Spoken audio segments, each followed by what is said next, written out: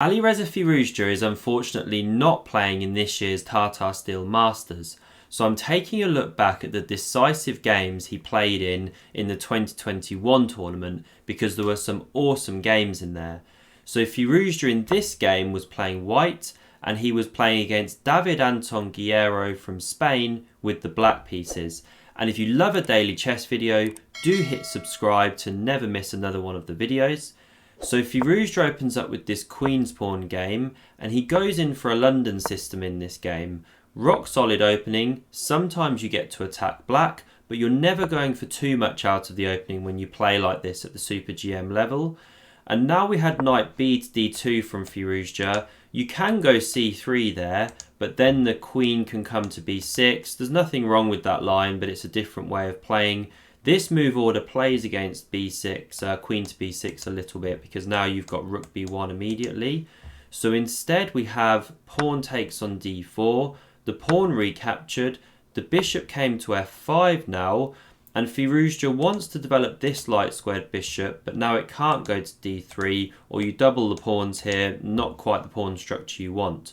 So it comes out to b5, we had rook to c8 hitting that half open file, and now pawn to c3 sets up this classic formation here. And now queen to e2 from Firouzja, after e6 I should say, queen to e2. An interesting move, multi-purpose, so it lends support to this e5 square. It also delays castling for a moment, so he's keeping options open here. Is he going to attack on the king side? Will he go queen side here? It also prepares the retreat of this bishop to d3. So now we had knight to d7, kind of a strange looking move because you'd expect something like bishop e7 there, just standard development, but it does overprotect this e5 square, which is a key battleground in these lines. And now a really nice move from Firouzja, pawn to h4, statement of intent. You've moved your knight away from the king, fine, I'm going to chuck a pawn at you. He loves to attack, and we'll see in this game he's not afraid to mix it up. So pawn to a6, that bishop is kicked back. You don't really want to be giving up the bishop pair here, so instead it comes to d3. We have a bishop for bishop trade, and bishop e7 from black was now followed by an interesting move from Firouzja of king to f1. So he wants to improve his king safety. He doesn't want to castle there, or the pawn actually drops on h4. We can see this battery is lined up, and you don't want to castle queenside here. It's just a bit risky walking into this big attack, all the pieces pointing there. So king f1 prepares this manual bringing of the king to safety, but it does let black play like this. So queen b6 hits the pawn, rook b1 defends, and queen b5. So the queens are being forced off here. It doubles the black pawns, but this isn't a bad structure for black. You can push b4 if white doesn't prevent that, and it does clamp this c4 square, making it really hard for white to achieve that break. And you can see that black's not playing for too much in this game, to be honest. So pawn to a3 from Firouzja. He doesn't let black liberate with b4 there immediately. Pawn to h5 from black, trying to shut down on the king side. Knight to b3. And this is the start of a really nice maneuver, actually. I mean, where is this knight going from d2? Well, it's blocked out here. Yes, you could put this one here and then bring the other to f3, but Firouzja's got a different idea. He wants to remaneuver it, so we had pawn to f6 covering this key square, rook to e1 hits the pawn, king f7 defends, and now knight to c1. Excellent manoeuvring. This is coming to d3, where it looks at not only e5, but also c5, and that's how it's better on d3 than f3, as we note. So knight to f8 now, overprotects here, and as mentioned, black really isn't playing ambitiously this game, so how can Firouzja mix it up? Well, let's see what happens. So knight to d3 here, knight to g6 hits the bishop drops back to g3, we had knight to a5, coming into this key square to look at b2, king to g1 now, knight to c4, and rook to e2 holds the pawn. Black now centralises one of the rooks, and king to h2. So Firouzja completes this journey here. This is one way to castle your king. Bishop to f8, rook h to e1, b6 covers c5, and now watch this, king to g1. So Firouzja has castled the king, done it by hand. Reminds me of one of the games he played in the Caro-Kann, actually, in the FIDE Grand Swiss, where he castled by hand. I'll link that one on screen now. And now we had rook to a8 from David, so just more shuffling. And Friouzja now has to think of a way to break through. The queen side's completely locked up. You can't make breaks here. If you push b3, you're losing a3. So the only way he can generate play is by moving these kingside pawns, because you're never creating a weakness here on e6. It's too well defended. So he starts that process now. Bishop to f4. And he's giving the bishop if it's wanted. You could take this as black. You could have a line like this, g6, say knight d3. Okay, it's a different game. But instead, black decides not to take that bishop. He just looks to stay super solid after bishop f4. So we had the rook coming back to c8. Now pawn to g3, rook to c6, king to g2. And here we had quite a bit of shuffling. So the players are actually coming up towards the time control. And we'll see these bishop and knight moves going on. Nothing too much happening here. But we're coming towards move 40 quite quickly. So the bishop came back to e7, king h3, rook a8, and now here we go. Is Firouzja going to keep shuffling? Of course he's not. This is Alireza Firouzja. He who dares wins, as they say. So he drops the bishop back to c1, and he's preparing the advance of these kingside pawns. So rook e8, and now pawn to g4. Let's go, or vamos, as they say in Spanish. So the pawn captures on g4, the king recaptures, rook to h8 hits that pawn, and now h5 from Firouzja. He chucks it down the board. They're only a couple moves off move 40 now. Now there was a really interesting line here. If black had wanted, f5 check could have come. It forces the king back and forces the win of this pawn. But watch what white has in response. So pawn to b3, connecting all sides of the board here.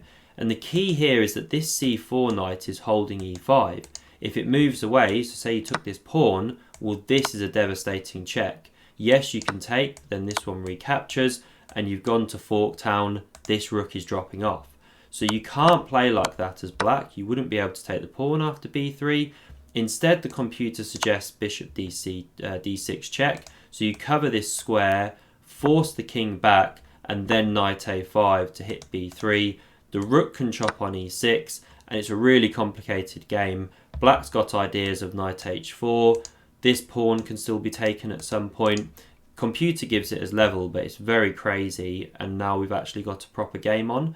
So black didn't want to go in for any of this. He tried to batten down the hatches, not give Firouzja those complications, but by dropping the knight back here, he now gives Firouzja these opportunities to press with the space and squeeze on the position. So knight to f4 comes. We had bishop to d8, rook to h1, rook to g8, and now knight to h4, just suffocating this g6 square, as we can see. Bishop to c7, and now the knight hops in just in time so as not to be traded off.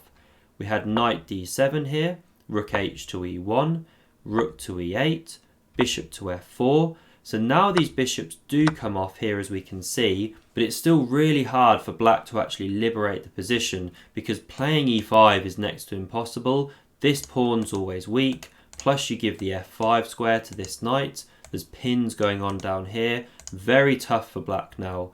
So rook d6 was played, overprotecting this pawn.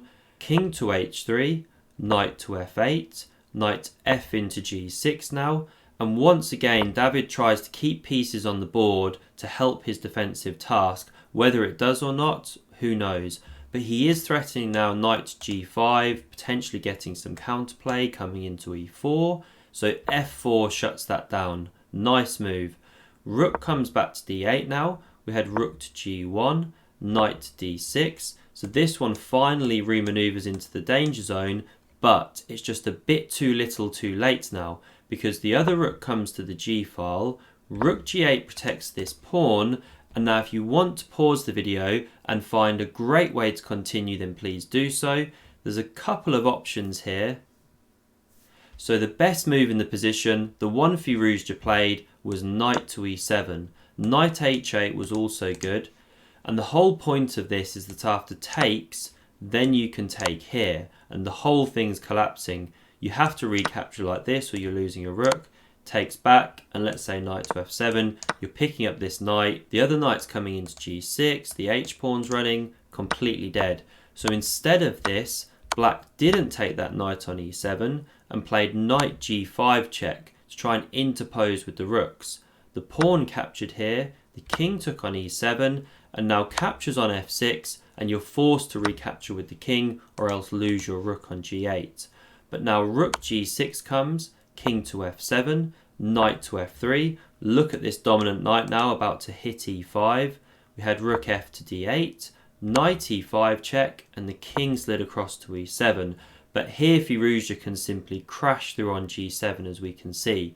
So rook takes on g7, the rook recaptured, rook takes with check, king f6, and now a really nice finish from Firouzja. So this rook is attacked. Now, the move you instantly want to play is rook to d7, hitting this knight and threatening all sorts of things, but then knight c4 comes, and there's no ability to actually box in the king and checkmate it here because f7 is covered by the rook. The king can also run out this way and this way, so it's not so good for white. I mean, it's still winning, but it's not as good as it could be. So instead of this variation, Firouzja first goes pawn to h6, holding the rook. Now black logically plays rook h8, attacking that pawn, threatening to take and then win the rook.